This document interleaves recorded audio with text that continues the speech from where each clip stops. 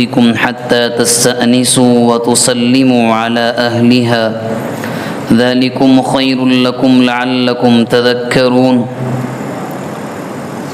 فإن لم تجدوا فيها أحدا فلا تدخلوها حتى يؤذن لكم وإن قيل لكم ارجعوا فارجعوا هو أزكى لكم والله بما تعملون عليم ليس عليكم جناح أن تدخلوا بيوتا غير مسكونة فيها متاع لكم والله يعلم ما تبدون وما تكتمون۔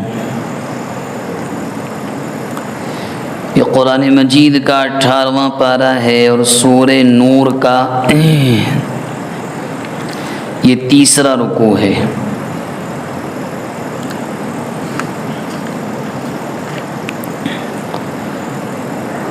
اسلام جہاں یہ کہتا ہے کہ اللہ کی عبادت کرو، اسی کے ساتھ ساتھ اسلام کے اندر ایک اتنی پیاری چیز ہے جو دنیا کے دوسرے مذہبوں میں نہیں پائی جاتی، وہ یہ ہے کہ ایک پاکیزہ صاف ستھرا معاشرہ، سوسائٹی آپ کو کیسے بنانی۔ ان آیات کے اندر اسی کا سبق دیا گیا ہے۔ بالکل اسی طرح 15ویں پارے میں کہا گیا کہ وَلَا تَقْرَبُوا الزِّنَا إِنَّهُ كَانَ فَاحِشًا، اس بدترین کام کے پاس بھی مت جانا، یہ بڑی بری چیز ہے۔ اب اسی سلسلے میں معاشرے کو کیسے پاک بنایا جائے، کچھ اصول بتلائے جا رہے ہیں۔ فرمایا مؤمنوں، نمبر 1 بات تو یہ ہے کہ کسی بھی گھر میں بیوتن غیر بیوتکم تم داخل نہیں ہو سکتے یہاں تک کہ اجازت مل جائے اور تم وہاں سلام کر لو۔ بغیر اجازت کے، بغیر بتائے ہوئے داخل ہو جانا بالکل بھی جائز نہیں۔ فَإِن لَّمْ تَجِدُوا فِيهَا أَحَدًا، تمہیں کوئی وہاں نہ ملے، فَلَا تَدْخُلُوهَا، تو اندر مت جانا یہاں تک کہ اجازت ملے۔ اور اگر گھر میں کوئی ہو، نہ ہو تو جانا ہی نہیں ہے، اور اگر گھر میں کوئی ہو اور اندر سے آواز آئے کہ واپس چلے جاؤ، ابھی ملاقات کا وقت نہیں ہے، تو واپس چلے جاؤ، یہ تمہارے لیے بہتر ہے، اور اللہ زیادہ جانتا ہے جو تم کر رہے ہو۔ لیس علیکم جناح ان تدخلوا بیوتا غیر مسکونۃ، ہاں کوئی ایسی جگہ ہے، دکان ہے، شیڈ ہے، کاروبار کی جگہ ہے، وہاں جانے میں کوئی حرج نہیں ہے۔ واللہ یعلم ما تبدون وما تکتمون، اللہ سب جانتے ہیں جو تم چھپاتے اور ظاہر کرتے۔ اب ان 3 آیتوں میں اتنے پیارے اصول بیان کیے گئے ایک اچھے معاشرے کو بنانے کی۔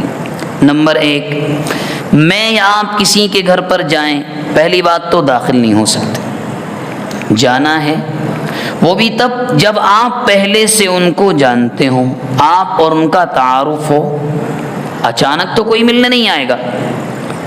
اور جانے کے بعد دروازے کے ایک طرف کھڑے ہو کر سلام کرنا ہے۔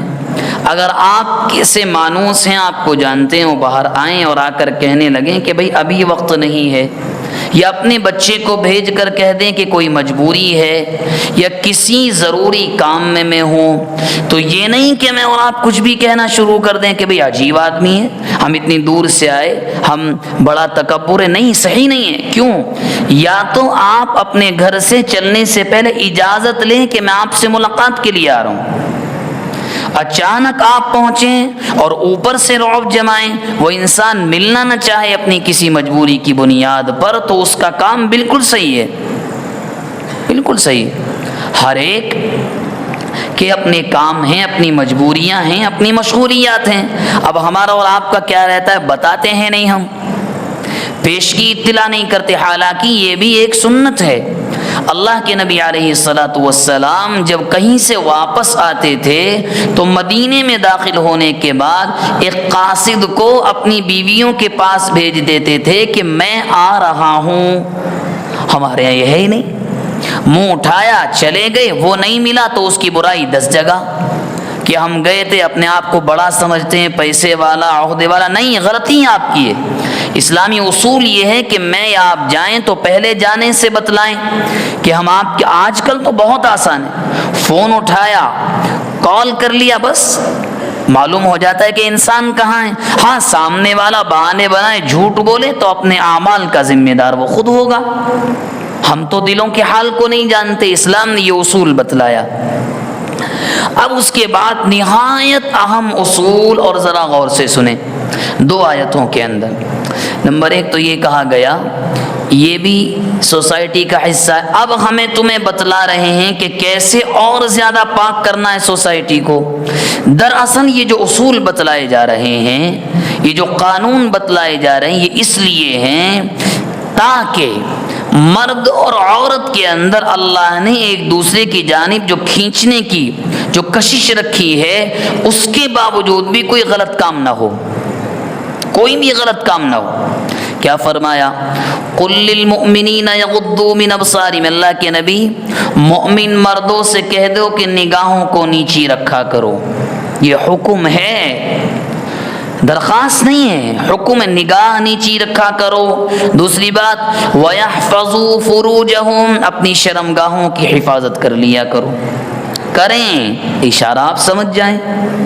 قُلْ لِلْمُؤْمِنِينَ يَغُضُّوا مِنْ أَبْصَارِهِمْ، نگاہ بھی نیچی، جب نگاہ نیچی ہوگی تو آٹومیٹک شرمگاہ کی حفاظت ہو جائے گی۔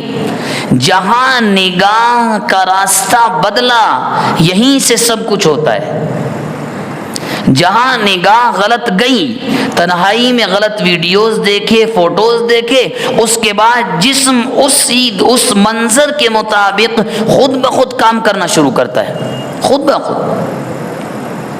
اسی لیے تو کہا جاتا ہے والدین سے کبھی بھی بچوں کو یہ کہا کرو ٹھیک ہے لڑکی بڑی ہو گئی، جوان ہو گئی، الگ بیڈ پر الگ روم میں سوئے گی، مگر دروازہ کبھی بند کرنے کی اجازت نہیں ہے جب تک شادی نہ ہو جائے۔ لڑکے کو کبھی دروازہ بند کرنے کی اجازت نہیں ہے اپنے والدین سے۔ جو کیوں؟ والدین سے کون سی پرائیویسی، کون سا تخلیہ، کون سی تنہائی؟ ٹھیک ہے، اچھی بات ہے، والدین بھی جائیں تو نوک کر کے جائیں، مگر اسی لیے یہ اصول سکھلایا۔ اس کے بعد فرمایا یہ دونوں کام کرو گے تمہارے لیے بہت بہتر ہے۔ اس کے بعد کہا گیا خواتین سے وَقُلْ لِلْمُؤْمِنَاتِ يَغْضُضْنَ مِنْ أَبْصَارِهِنَّ، ذرا عورتوں سے بھی کہہ دو کہ نگاہوں کو نیچی رکھا کریں۔ اب یہاں دونوں چیزیں سمجھ لیں آپ۔ عورتیں یہ کہتی ہیں آج کے زمانے کے مرد نہیں صحیح چلتے، مرد یہ کہتے ہیں کہ عورتیں نہیں۔ قرآن کی یہ دونوں آیتیں کہہ رہی ہیں کہ تم دونوں غلط ہو، نگاہ کا نیچا رکھنا ایک پر نہیں دونوں پر ضروری ہے۔ اس کے بعد فرمایا وَيَحْفَظْنَ فُرُوجَهُنَّ، یہ عورتیں بھی اپنی شرمگاہوں کی حفاظت کریں، دونوں کے لیے حکم سے۔ اب یہاں سے خواتین کے خصوصی احکامات سنیں اور گھروں میں جا کر خواتین کو بتلائیں۔ کیا؟ وَلَا يُبْدِينَ زِينَتَهُنَّ إِلَّا ظَهَرَ مِنْهَا، کوئی بھی چیز زینت والی یعنی ایسی جس کو کوئی بھی مرد دیکھ کر تمہاری جانب کھینچا چلائے ظاہر نہ ہو۔ الا ما ظہر منها، جو مجبوری میں اگر ظاہر ہو جائے، مثلا کیا؟ ایک عورت کا قد لمبا ہے، برقع چاہے جیسا پہن لو قد تو چھوٹا نہیں ہو سکتا، اللہ نے صحت اچھی دی ہے، پتلے تو نہیں ہو سکتے، یہ ہے مجبوری میں جو چیز معلوم ہو اس کو ہم چھپا نہیں سکتے، لیکن اس کے علاوہ ہر چیز چھپائی جائے گی۔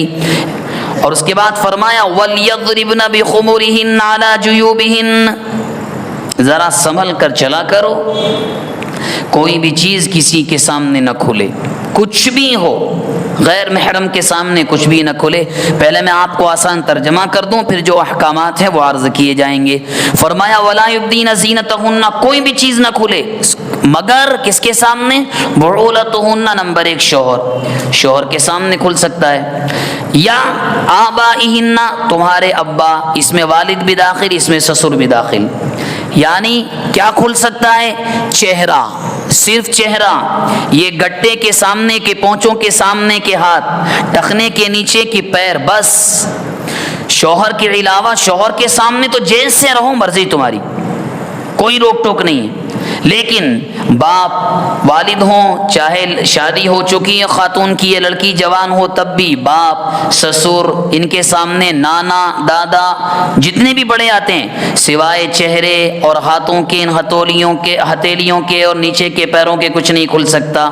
اس کے بعد فرمایا او آباء بعولتہن، وہی تمہارے سسرال کے رشتہ دار، او ابنائہن، یا تمہارے بیٹے، او ابناء بعولتہن، او ابناء بعولتہن، یا تمہارے شوہر کی اولاد، اگر شوہر کو دوسری بیوی ہو تو وہ بچے ان سے بھی پردہ نہیں ہے، وہ بھی محرم کہلائیں گے۔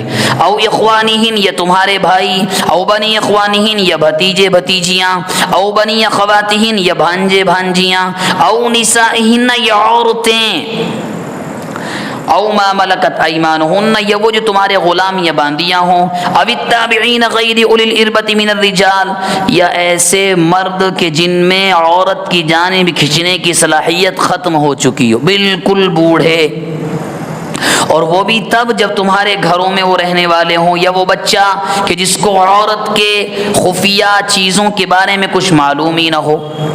وَلَا يَضْرِبْنَ بِأَرْجُلِهِنَّ، اور ذرا پیروں کو بجا کر نہ چلا کرو، پازیب کی آواز آئے، لِيُعْلَمَ مَا يُخْفِينَ مِنْ زِينَتِهِنَّ، کہیں غیر مرد کو تمہارے پیر مار کر چلنے کی بنیاد پر کچھ معلوم نہ ہو جائے کہ کون جا رہا ہے۔ یہ احکامات تھے۔ اب آپ غور سے سنیں، دیکھیں اس آیت کی بنیاد پر بعض لوگوں کو یہ مغالطہ لگتا ہے، اور آج بھی وہ کہتے ہیں کہ چہرے کا پردہ نہیں ہے۔ بہت سے لوگ کہتے ہیں چہرے کا کیا پردہ کرنا، دل کا پردہ کرو، یہ جملہ آپ نے بہت سنا ہو، حالانکہ جمہور علماء امت صاف یہ کہتے ہیں کہ ایک جملہ اس آیت میں استعمال کیا گیا کہ جب یہ کہا گیا وَلَا يُبْدِينَ زِينَتَهُنَّ إِلَّا لِبُعُولَتِهِنَّ، تمہاری کوئی زینت، چہرہ، ہاتھ، ہتھیلیاں ظاہر نہ ہو مگر شوہر کے لیے، تو مگر کہنے کی ضرورت ہی کیا تھی؟ ضرورت ہی نہیں تھی۔ بھئی باپ کے سامنے بھی صرف چہرہ، ہاتھ اور پیر یہ کھل سکتے ہیں، ٹخنوں کے نیچے کے پیر۔ بیٹی اگر جوان ہے تو سر کھول کر باپ کے سامنے نہیں آ سکتی، گریبان کھول کے باپ کے سامنے نہیں آ سکتی، بھائی کے سامنے نہیں آ سکتی، سینے پر اوڑھنی ڈال کر آنا ہوگا۔ شوہر کے علاوہ جتنے محرم ہیں ان کے سامنے بھی پورے جسم کا پردہ ہے سوائے چہرے، ہاتھ کی ہتھیلیوں اور ٹخنوں کے نیچے سے کے پیر کے۔ آج کے زمانے میں یہ بڑا مسئلہ ہے۔ شوہر کے سامنے بھی خواتین ویسی رہتی ہیں اور غیروں کے سامنے بھی ویسی، حالانکہ شوہر محرم ہے، دوسرے بھی محرم، لیکن شوہر اور دوسرے محرموں میں زمین آسمان کا فرق ہے۔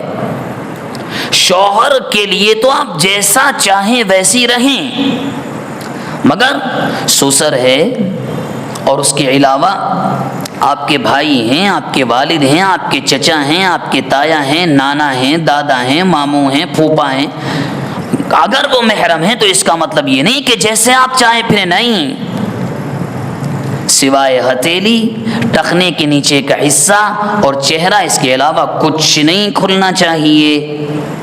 ایک بات۔ دوسری بات، آج کے زمانے میں خواتین پردہ کرتی ہیں، برقعوں کا رواج ہے، مگر اسلام پردہ کیسا چاہتا ہے؟ ایسا کہ جو سامنے سے خاتون آ رہی ہو یہ معلوم نہ ہو کہ کون ہے۔ اور آج کے زمانے میں جو برقعے ہیں کہ اللہ معاف فرمائے، بس ایسا لگتا ہے ایک کھال پر، ایک اسکن پر دوسری اسکن پہن لیے، بس سب کچھ اس میں دکھتا ہے۔ دو بات۔ تیسری بات جو بڑی اہم ہے، ہمارے زمانے میں خواتین سننے کے لیے تیار نہیں ہوتی، زیورات اتنے پہن کر چلنا کہ دوسرے کو معلوم ہو جائے، اور اس میں ایک چیز اور آتی ہے وَلَا يَضْرِبْنَ بِأَرْجُلِهِنَّ لِيُعْلَمَ، عطر کا استعمال، خوشبو کا استعمال۔ آپ کسی بھی ولیمے کو اٹینڈ کر دیکھ لیں، مرد فیل ہیں آج، اور اس میں غلطی بھی گھروں کے ذمہ داروں کی ہے، کوئی روکنے ہی تیار نہیں۔ اور وہ رکیں گی کیوں؟ کیونکہ ہم تو ڈانٹ کر کہتے ہیں رک جاؤ، نہیں، قرآن کی آیات کا ترجمہ کبھی پڑھ کر سناتے ہی نہیں۔ بھائی وہ بھی اللہ کی بندیاں ہیں، ان کو بھی سمجھ میں آئے گا کہ اللہ کے احکامات کیا، ہمارا مسئلہ یہ سیدھا ڈنڈا، سیدھا زبان کے تیر، حالانکہ ہونا چاہیے محبتوں کے انداز میں یہ احکامات ان کے سامنے رکھے جائیں کہ دیکھو کتنے سخت احکامات ہیں خواتین کے بارے میں۔ تو بہرحال معلوم یہ ہوا شوہر کے سامنے جیسی رہو، نمبر دوسرے محرم ہیں، والدین ہیں، باپ ہیں، سسر ہیں یا بھائی ہیں، بیٹے ہیں، بھتیجے ہیں، بھانجے ہیں، ان کے سامنے رہنا بھی ہے تو سوائے چہرے کے، ہتھیلیوں کے، ٹخنے کے نیچے کے حصے کے کچھ اور نہیں کھلنا چاہیے، اور بقیہ جو غیر محرم ہیں وہاں تو یہ کہا گیا کہ اتنا سا بھی نہ کھلے، اتنے سے کی بھی اجازت نہیں ہے۔ اتنے سخت احکامات ہیں اسلام میں پردے کے۔ اللہ تبارک و تعالی مجھے، آپ کو، ہم تمام کو عمل کی توفیق مرحمت فرمائے۔